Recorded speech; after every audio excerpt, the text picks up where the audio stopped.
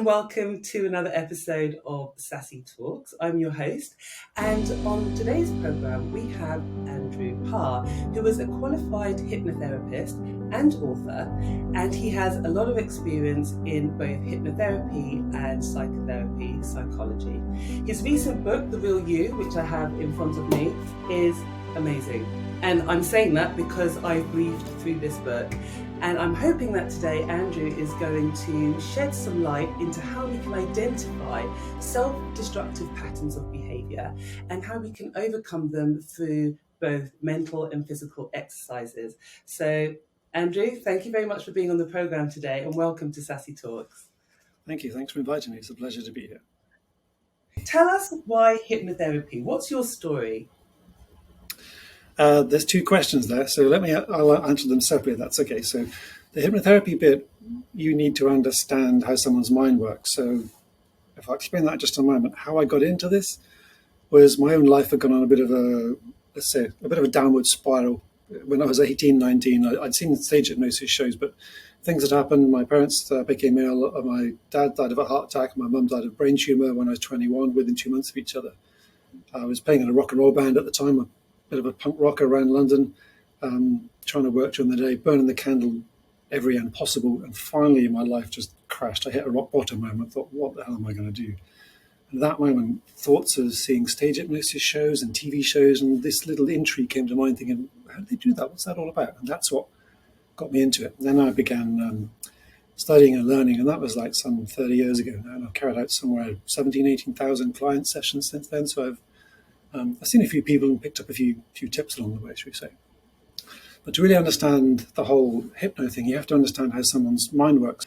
I think a simple way to think about it is if you think about learning a skill like riding a bicycle. So when you first do it, we're really, really wobbly, and we have to really think about it. And it takes a lot of repetition. We have to think about every little tiny detail. But there comes a point where that kind of gets handed over to some people call it a subconscious, an unconscious, an automatic.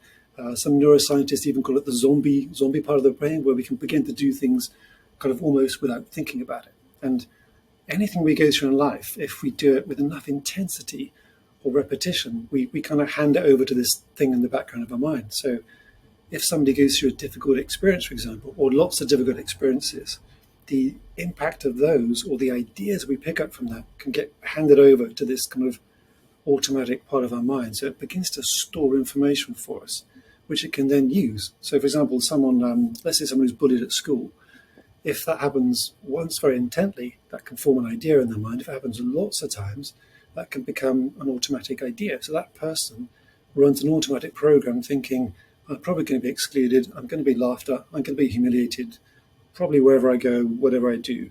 So as they go through life, if they then walk into a situation, say, putting their hand up in school or giving a presentation at work, that little program in the background is saying anything could happen right now that could probably humiliate you, make you feel stupid, ridiculed, embarrass you. And so like a fear response kicks in.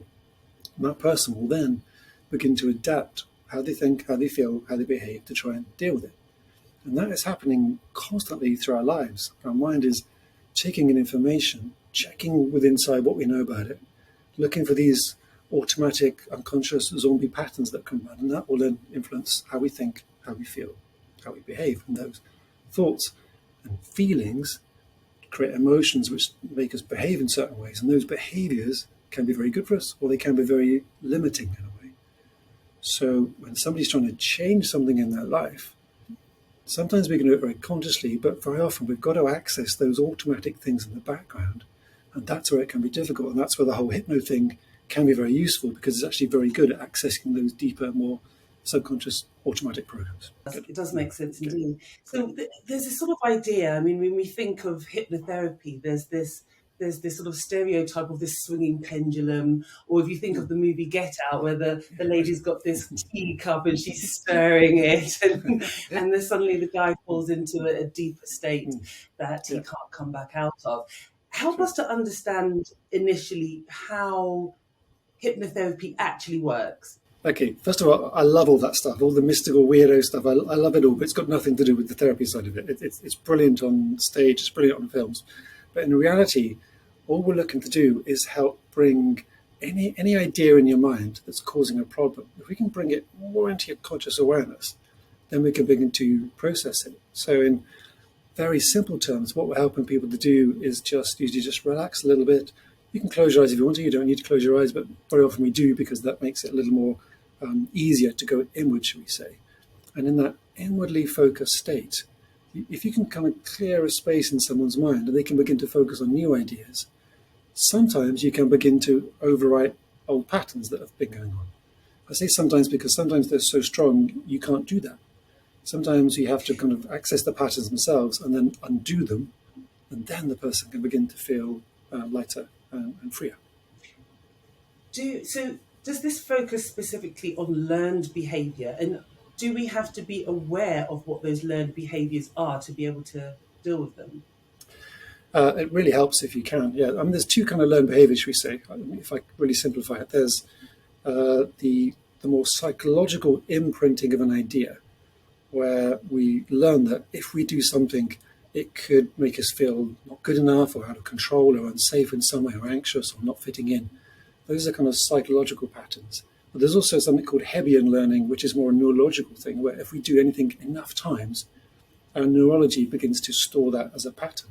For example, my partner, wife Alison, she does a lot of baking. She runs a baking business. We've always got sacks of chocolate buttons everywhere. And we got in the habit of, my son and I, he'd go in the kitchen and grab a handful of chocolate buttons, and I'd say, come on, cough up, give me a chocolate tax, so he'd have to pay me a bit of chocolate for it. And I got really, really used to him going in the kitchen and making chocolate. And every time I went in the kitchen, I started thinking about chocolate. And I developed a chocolate button habit, just purely by repetitive behavior. So if you think of that kind of thing, and someone gets used to responding in a certain way, let's say comfort eating is a big area. If somebody has a situation where there's difficult emotions, difficult things going on in life, and they can't cope with the feelings, so they create a habit of, I'll go and have something to eat, I'll go and have sweets, I'll have chocolate, that'll make me feel better, whatever it is. If they go and do that, and they do that enough times, it's not only a psychological habit, it's a neurological conditioning as well. So there's two things that need undoing, really. And if you can become aware of that, to answer your question, it makes it so much easier, because you can begin to recognize the pattern and do something about it to break it as well, because these patterns will repeat themselves in life. So someone who has a difficult relationship with, say, parents or authority figures when they're little may find themselves in difficult relationships as they grow up and become adults, for example. So awareness very much is really key here then. It's the first thing, yeah. One of the first things we have to do with someone is help them become aware of it. In the book, it's one of the first exercises I put in the book is to try and help people slow down this process that's happening, because these thoughts can run so fast. Like your conscious mind can maybe process something in about 500 milliseconds, it's about half a second. But your unconscious, this automatic part, will do it in like 50 milliseconds. That's 10 times faster. So people can walk into a situation and be triggered 10 times faster than they can consciously override it. And that's why people say, it wasn't me, it just happens, I just feel this way. But actually that process is going on. And if we can help you become aware of it, first of all, then you can begin to slow it down. So The Real You, the book, it's sort of split into two parts. It's understanding the self, and then how there's layers to the mind and how we can learn to understand those layers. You explain it a lot better.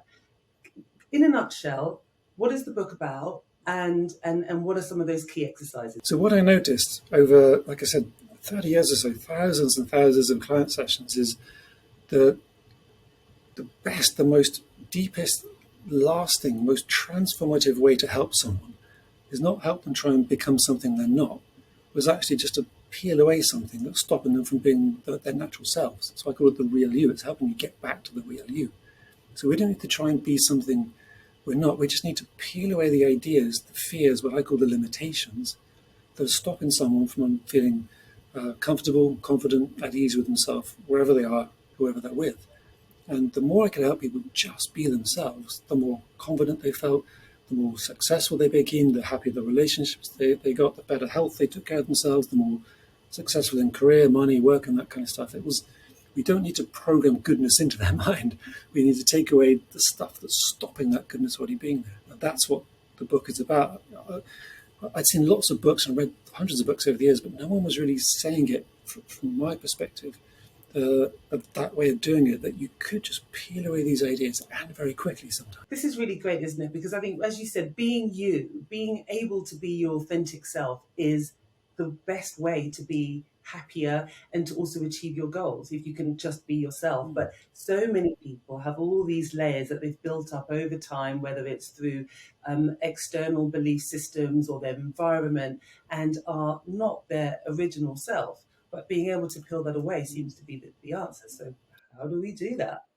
And there's numerous studies done in mostly in America that show that people at top universities, the top universities in America, those students who are happier as they went into those studies achieved more successful results than people who are trying to do those studies and works to be happy. If that makes sense. Okay, if you take the happiness in there, what you get is more happiness rather than trying to achieve happiness by doing something.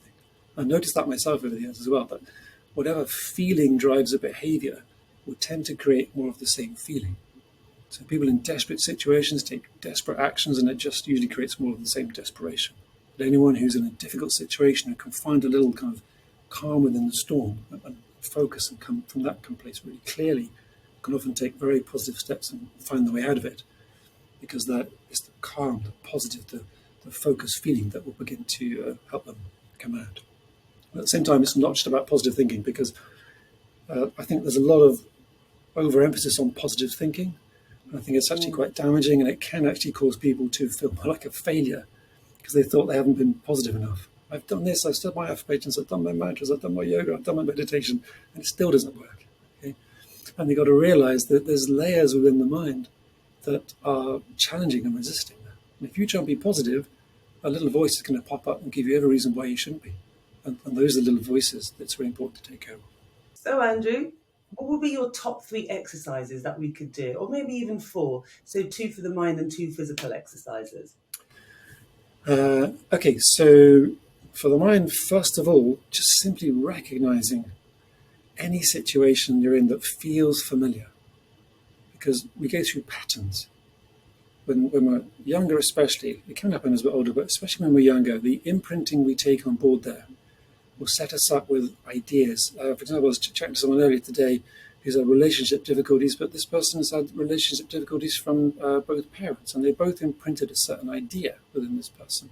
And she was playing out those ideas as she was going through life. So when you can begin to recognize those patterns, first of all, that's a first step. And instead of trying to think your way out of it and do what you'd normally do, is kind of step back from it and just see it as a pattern and asking a simple question. Okay, so instead of doing it my normal way, how can I see it differently? How can I do this differently? What would be a different way of doing it? Okay, so there's 2 bits that you've got to recognize the pattern, and then you've got to have the courage to step back and not try and make it okay. How can I see it differently is a really quick way. Another good exercise really is thinking about what you don't want, as in the fear, the negative, the thing you're worried about, and just saying it a load of times. Negative thinking is really, really useful. It sounds counterintuitive, but if somebody's afraid of something, very often it's far more powerful to say the thing they're afraid of and verbalize it than it is to try and be positive. So someone might be saying, I'm scared of talking in public, I'm scared of talking in public, I'm scared of talking in public, I'm scared of talking in public, and that will release pressure. And then at the end of that, if they add on a but actually statement, very often their mind will give them a little positive thing to hang on to. Don't be afraid to verbalize a negative thing, and then ask yourself a little but actually, and let your mind fill in the gap on the end of it. Those are 2 good things to do. Physical things, I'm not really a physical instructor, but I think breathing exercises are really good. I love all the Wim Hof stuff. He's brilliant. Cold showers are pretty good. Most people go, seriously, you're talking about cold shower? What are you talking about? Okay, but if you have a hot shower to get clean, and then if you can master the art of turning it cold, you come out of the shower feeling like a warrior, okay, and you feel ready for the day, whatever's going to happen. And it teaches you how to I have to say I've been doing it, so I know. Okay, and if you do it through the seasons, you know the water's colder in the winter than it is in the summer as well, by the way. Okay? Oh, yeah. But if you can do that, it teaches you to adapt. It teaches your body, your mind to deal with stress very quickly. So I think that's a really good thing. And any kind of breathing exercise is really good, where you can just sit quietly and calmly. It could be slow breathing, it could be deep breathing, it could be kind of rapid breathing, like the Wim Hof stuff. But I like combining those exercises with a positive idea and sticking it together. So if you have a negative thing, whether it's causing you worries, fears, troubles, you can verbalize that idea. Think about how you'd like it to be instead. And if you can take that with you into something like the shower routine, the breathing routine, you're creating the right conditions in your mind for focus of attention. And that's why we do in the book. We spend a lot of time helping you create the right conditions to get the change you want. And a lot of it is about peeling away old ideas so the new ideas can begin to stick. So repeating them as often as you can. So if it's a negative statement, as you said, I'm afraid of public speaking, but I'm going to be okay. And if every time you have that thought, you add the positive end to it, and you do that often enough, we'll get you do that often enough with conviction. You can't just say it and not believe it. Because if you say, I can do this, the voice is going to go, no, you can't. And that's what if you do thing believe inside. it, though? What if you actually don't believe it? Well, then you've got to go back a step and find a way you can believe it. And that's where you start digging down and thinking, okay, I don't believe I can do this, so why not? What are my beliefs causing this? Is this just a vague idea I've had? Do I have a memory of an experience that's caused me to doubt myself? In which case then, which is why in the book we have this kind of U-shaped thing we take people through. It's like, start off here. Can you just think positively? If you can, great, fantastic, the job's done.